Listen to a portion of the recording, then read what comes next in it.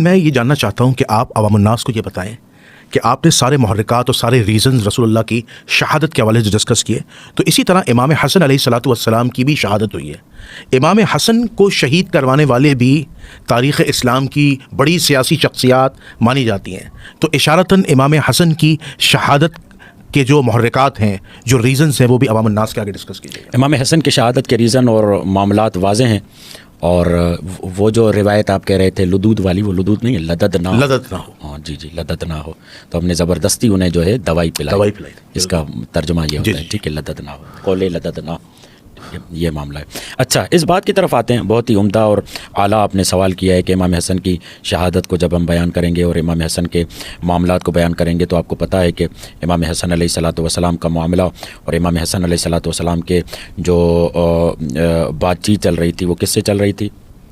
بولیں۔ امیر شام، ہاں، معاویہ سے چل رہی تھی۔ جی جی۔ تو جب معاویہ کے ساتھ معاملات چل رہے تھے تو یہاں تک بات پہنچی کہ صلح کی جائے، ٹھیک ہے، صلح تک معاملہ آیا۔ جب صلح تک معاملہ آیا تو اس صلح کے ذریعے سے کچھ شرائط اور کچھ معاملات طے ہوئے۔ اچھا، میں یہاں پر اس بات کی طرف وضاحت کر دوں کہ بعض لوگ یہ کہتے ہیں کہ امام حسن کا صلح کرنا طرف کی فضیلت کو ماننا ہے، سامنے والے کی فضیلت کو ماننا ہے۔ اب کمال دیکھیے، یہاں پر نقطہ بہت اہم آئے گا، اور وہ نقطہ یہ ہے، جیسے ہمارے جد مصطفیٰ صلی اللہ علیہ وآلہ وسلم نے صلح حدیبیہ میں صلح کی، بالکل، اور بعض لوگوں نے اعتراض کیا، اشکال کیا، شور کیا، یہاں تک کہ قرآن کی آیت آئی، آپ نے کوٹ کیا، یا ایھا الذین آمنوا لا ترفعوا اصواتکم فوق صوت النبی ولا تجہروا لہ بالقول کجہر بعضکم لبعض، یہ آیتیں وہاں پر آئی، اور یہاں تک آ کہ ہمیں تو معلوم ہوتا ہے شاید نبی ہی نہیں اس انداز کے جملے کہے گئے۔ تو مولا حسن یہ بتا رہے ہیں میں بھی اپنے نانا کی سنت پر عمل کرتے ہوئے صلح کر رہا ہوں۔ تو اب اگر آپ کہتے ہیں کہ صلح کرنے والا طرف کی فضیلت کا قائل ہے، تو اس کا مطلب ہے کہ رسول بھی خود کافروں کی فضیلت کے قائل تھے؟ معاذ اللہ، استغفر، ہو نہیں سکتا، پاسبل نہیں ہے۔ خاندان بنو امیہ اور خاندان ہاشم میں کوئی مقایسہ ہو ہی نہیں سکتا، ٹھیک ہے۔ اب جب یہ معاملہ ہوا اور معاویہ پریشان ہے کہ میں یزید کی خلافت کا اعلان کیسے کروں، تو مغیرہ ابن شعبہ کہتا ہے کیوں تم پریشان ہو، کیوں تم یزید کی خلافت کا اعلان نہیں کرتے؟ کہا کیسے کروں؟ حسن سے صلح پر قرارداد ہو چکی ہے، وہاں لکھا جا چکا ہے کہ میرے بعد حسن خلیفہ ہوگا، اور حسن نے لکھوا لیا ہے کہ اگر میں چلا گیا تو میرے بعد حسین ہوگا، کوئی گنجائش ہی نہیں بچتی تھی۔ کہا چھوڑو ان قراردادوں کو، تم اپنا کام کرو، لوگوں کو بلاؤ اور بیعت لو۔ یہ پورا یہ حوالے موجود ہیں، یہ تاریخ میں حوالے موجود ہیں۔ اب کہتے ہیں کہ شام کی حکومت نے یہ دیکھا کہ ہمارے مقابلے میں جو سب سے بڑی رکاوٹ ہے وہ کون ہے؟ امام حسن کو راستے سے ہٹانا ہے۔ اب راستے سے ہٹانا ہے، کیسے ہٹانا ہے؟ اس کے لیے کتب کی روایتیں موجود ہیں، معجم الکبیر میں روایت موجود ہے، بسم اللہ، کہتے ہیں کہ امام حسن کو جو زہر دیا گیا وہ معاویہ نے زہر دیا۔ اچھا، معجم کبیر، سلیمان ابن احمد ابن ایوب ابو القاسم تبرانی، ٹھیک ہے، کیا ہے 2694 یہ بیان کرتے ہیں، حدیث صحیح ہے جی۔ حدثنا محمد ابن عبد اللہ الحضرمی قال، اور اس طریقے سے آ کر بیان کرتے ہیں کہ امام حسن علیہ السلام مات فی زمن معاویہ، اور پھر کہتے ہیں کہ فقط اتنا نہیں بلکہ انہیں معاویہ کے ذریعے زہر دیا گیا۔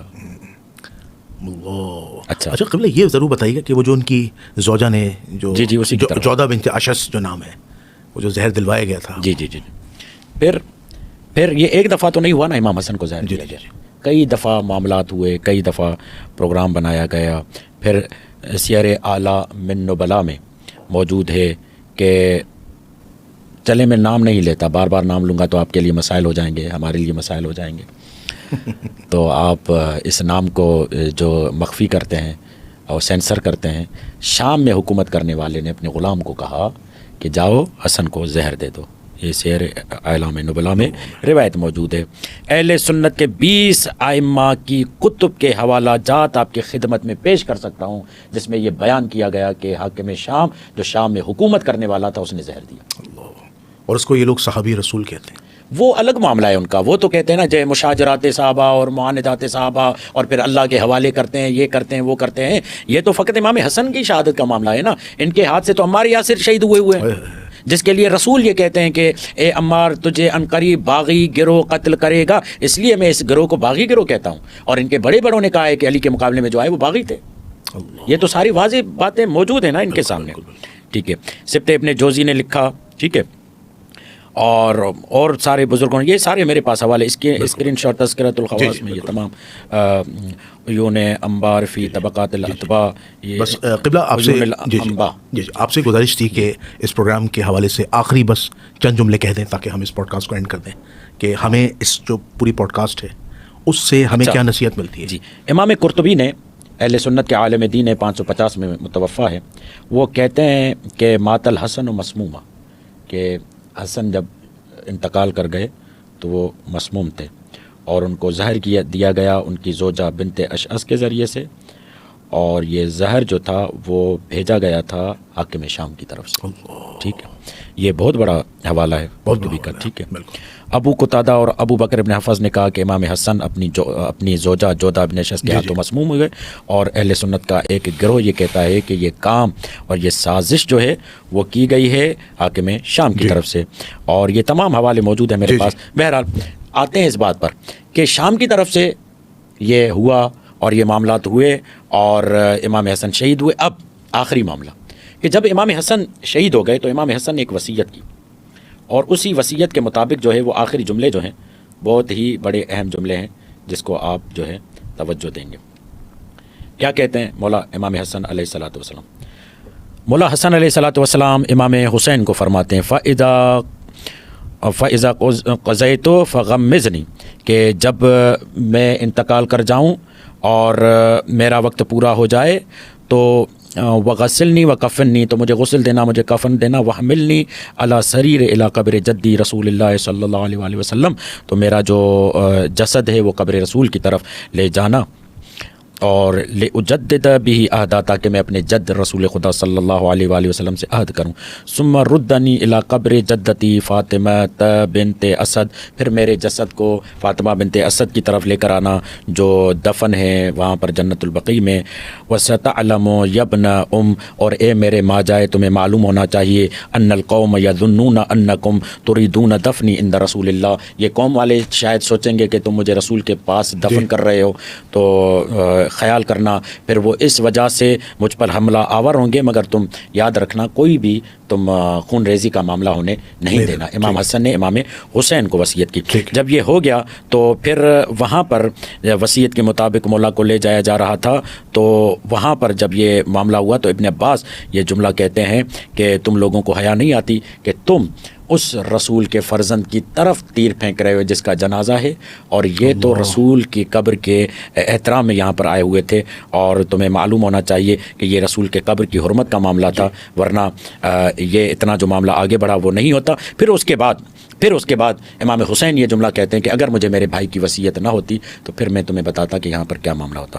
تو اہل بیت علیہ السلام کے ساتھ یہ ظلم, یہ زیادتی, یہ معاملات ہوتے رہے, اور اس طریقے سے اہل بیت علیہ السلام کے جو مظالم ہیں وہ ہم سب کے سامنے موجود ہیں. ہمیں چاہیے کہ تو امام حسن نے امام حسین کو یہ نصیحت کی کہ جب فَإِذَا قُضَيْتُ فَغَزِّمْنِي, کیا وہ جملہ تھا جس کی طرف میں اشارہ کر رہا تھا کہ فَإِذَا قُضَيْتُ فَغَمِّدْنِي وَغَسِّلْنِي وَكَفِّنِّي, کہ جب میرا وقت پورا ہو جائے گا, میری آنکھیں بند ہو جائیں گی, مجھے غسل دینا, مجھے کفن دینا, رسول کی طرف لے جانا, اور مجھے وہاں پر کیوں, اس لیے کہ لے اجدد, میں تجدید کرنا چاہتا ہوں عہدی, اپنے عہد کو جو رسول خدا کے ساتھ کیا ہوا ہے, لأجدد بھی عہدن, جو رسول خدا کے ساتھ عہد کیا تھا دین پہنچانے کا, اس کو تجدید کرنا چاہتا ہوں کہ میں نے آپ کا دین پہنچا دیا ہے. یہ تمام معاملات.